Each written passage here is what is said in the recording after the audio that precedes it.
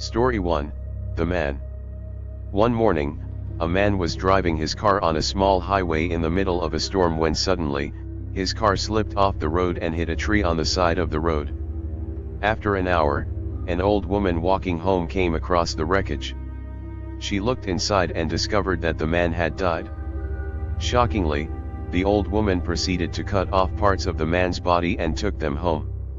Upon arriving home, she placed the man's body parts into a pot, cooked them, and made a stew.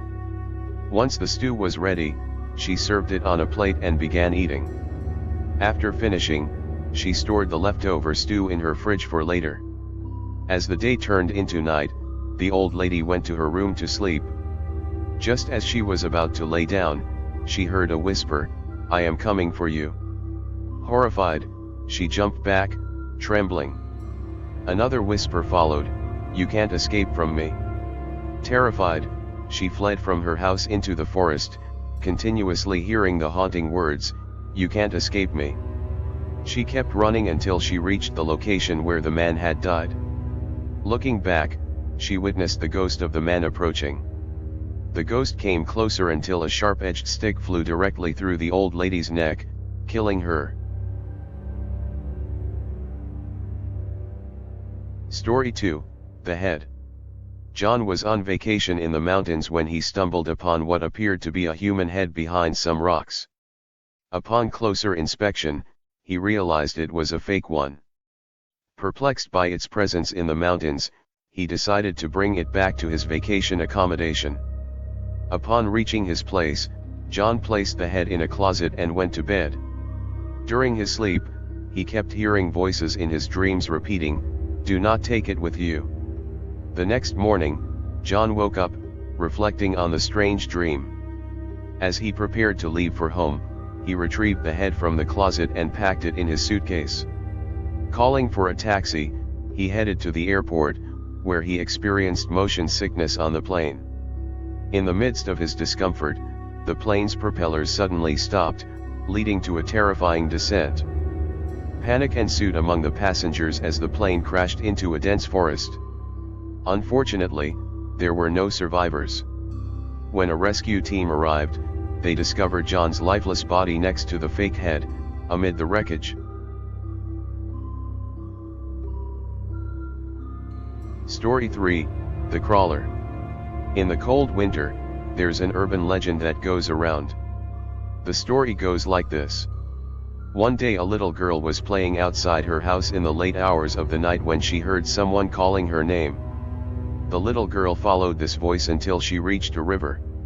The little girl stops and looks at her reflection from the river. The girl then sees something crawling out of the river and approaching her. The little girl, terrified, she turns around and tries to run away, but the crawler grabs her by the leg and drags her into the river. The next day people found a few of her body parts on the side of the river. And that's how the story goes. A boy named Sam heard of this legend but did not really care about it.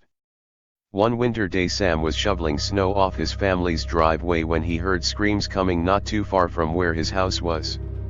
Sam stops what he's doing and runs towards where he heard the screams. Upon arriving, he sees two people running away from something. When he looks behind them, he sees the river, and when he looked closer he sees something crawling out of the river. When the two people run past him, to his horror he sees what creature was chasing them.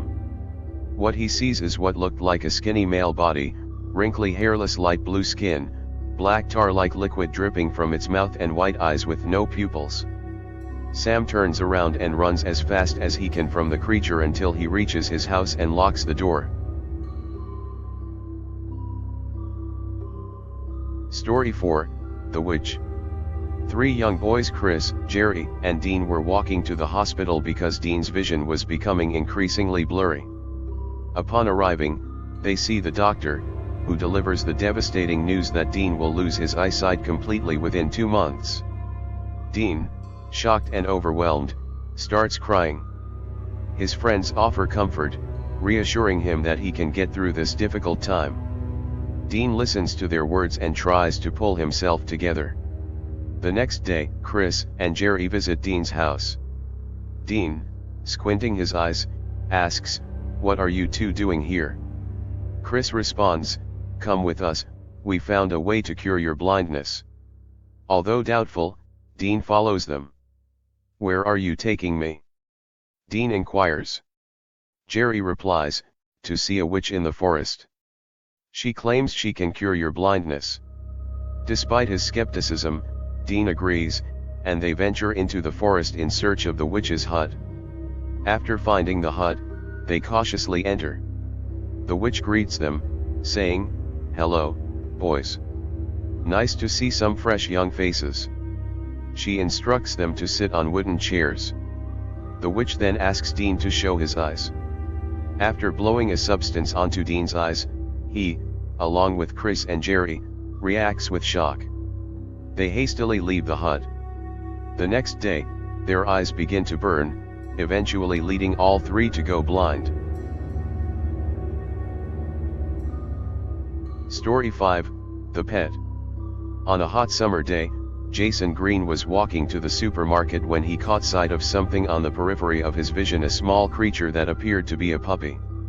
Jason approached the animal, picked it up, and decided to take it home. Placing the puppy in his car, he proceeded to the supermarket, purchasing groceries and dog food before returning to drive home. Upon arriving home, Jason brought the puppy inside, providing it with food in a bowl. As the puppy ate, Jason turned on the TV and relaxed. After preparing and having dinner for himself, he turned off the TV and headed to his room for bedtime. Suddenly, in the middle of the night, a loud noise emanated from his kitchen, jolting him awake. Terrified, Jason grabbed a bat, opened his bedroom door, and cautiously approached the source of the disturbance. Descending the stairs, he pressed against the wall, peeking into the kitchen. To his horror, he discovered a monster with long limbs, gray fur, and sharp claws and fangs. Jason realized that what he had thought was a puppy was actually the offspring of this terrifying creature. Attempting to retreat to his room, he slipped on a stair, alerting the monster to his presence. In a desperate attempt to escape, Jason ran, but the monster caught up, ultimately consuming him with its child drinking his blood. Story 6, The Creature. One afternoon, Peter Watson's grandfather died from a heart attack. A few days later, his family held a funeral and buried him in the cemetery behind their house, becoming a regular spot for their visits. Every night, they left his favorite food and drink at his gravestone. The next day, they would find the plate and cup empty, assuming his spirit consumed the offerings. However, Peter grew suspicious, thinking someone else might be partaking in the offerings. To investigate, during the next visit, Peter hid behind another gravestone, waiting through the night. At 3 o'clock in the morning, he heard footsteps and witnessed a horrifying sight: a large, red-skinned creature with horns, claws, sharp teeth, and the body of an ox, resembling the devil himself. Frozen in fear, Peter watched as the monster consumed the offerings and disappeared into the night. At sunrise, Peter rushed home and shared the terrifying encounter with his family. From that day on, they ceased leaving food and drinks at his grandfather's gravestone. Story 7, The Living House. 3 young boys named Steve, Harold, and Sam lived near each other and were best friends. In their neighborhood stood an old abandoned house that everyone thought was haunted. One day at school, Steve, Harold, and Sam discussed the haunted house. One of their friends overheard them and dared the trio to explore the mysterious dwelling and report back with their findings. That afternoon, their friends accompanied Steve, Harold, and Sam to the old abandoned house. The friends remained outside, watching as the 3 entered to confirm they completed the dare. As the boys explored the house, checking every room for anything abnormal, they found nothing out of the ordinary, except for the deteriorating condition of the house. Just as they were about to give up and leave, the house's layout began to shift. Terrified, the 3 boys ran in search of the exit. The house started to shake and rise.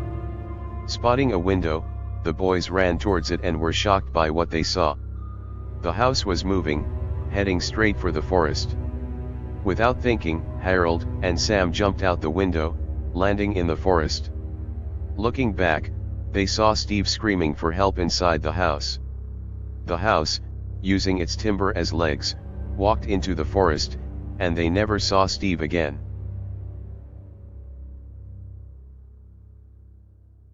Story 8, The Dwarf. Tony Garn is walking in the forest when he suddenly realizes that he is lost. Despite his efforts to find the path he was following, he cannot locate it. While wandering in the forest, he encounters a large river with huge crocodiles swimming in it. After spotting a bridge, he approaches it. Just as he is about to step on the bridge, a dwarf pops up out of nowhere and stops him. The dwarf stands in front of him and asks, "What are you doing here?" Tony explains, "I got lost while following a path. I would like to cross this bridge." The dwarf responds, "If you want to cross my bridge, you'll have to offer me something in return." Tony asks, "What would you like?" The dwarf says, "I would like one of your body parts as payment." Tony reluctantly agrees, "Fine, I'll cut off my ear and give it to you." As Tony pulls out his knife and is about to cut off his left ear, he unexpectedly slashes the dwarf right across his chest and runs across the bridge. Tony is almost about to reach the other side when the dwarf lets out a loud scream, and the bridge starts to collapse. Tony falls into the river, and the current takes him right into the mouth of a crocodile, which consumes him whole.